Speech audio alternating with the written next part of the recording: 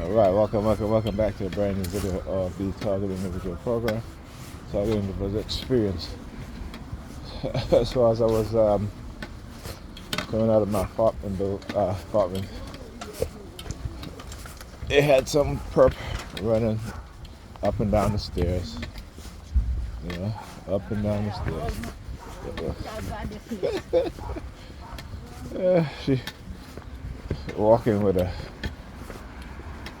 cross in her hands. What they call it, rosary in her hands.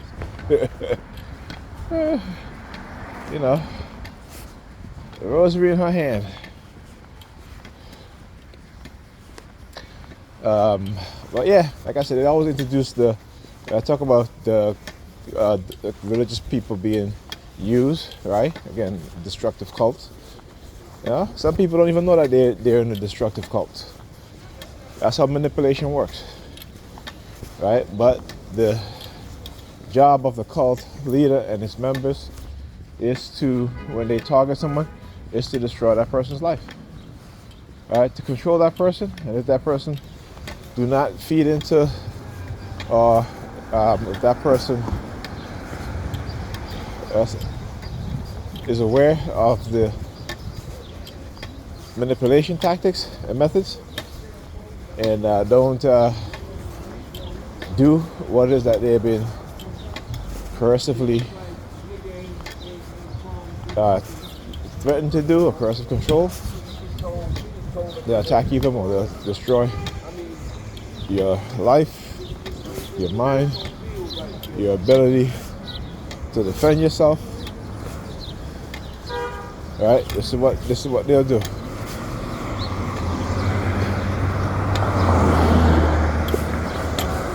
So anyhow, I say, so they had the perp running up and down the stairs.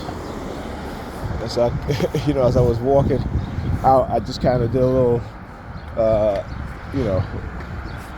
step where I, usually step a little harder on the floor to simulate running in place.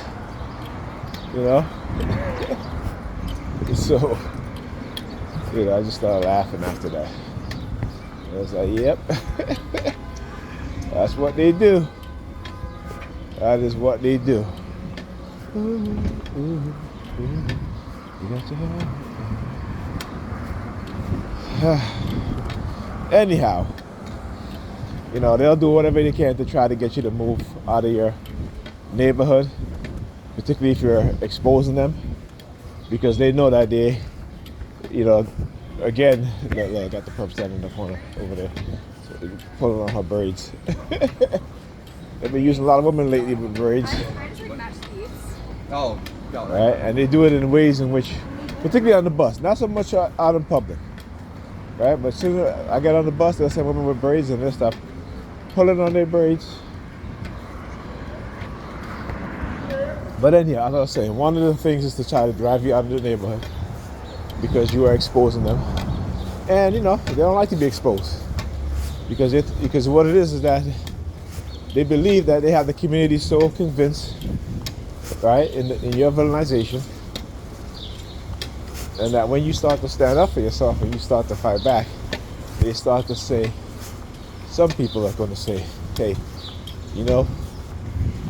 maybe we should listen to this guy or this woman, right? Maybe they may be right, okay? And so once you start to get people to think beyond what they've been told, right? Because again, they don't come out and ask you questions. They want to manipulate you through coercive persuasion tactics, right? And then try to, again, set you up and put you in a catch-22 where if damned if you do, damned if you don't. All right? So when you start to expose them, what do you think is going to happen? Particularly if you talk about the New York Federal Department, in my instance,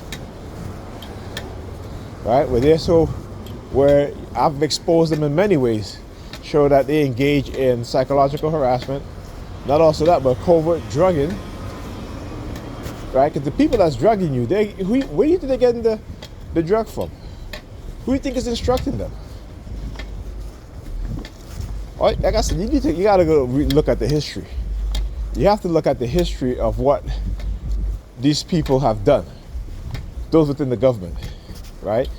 The CIA, the military, DOD.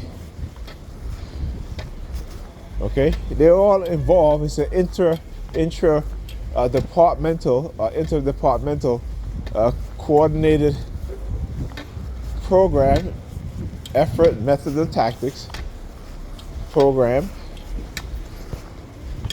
Right? You don't have, again, look at the history, right?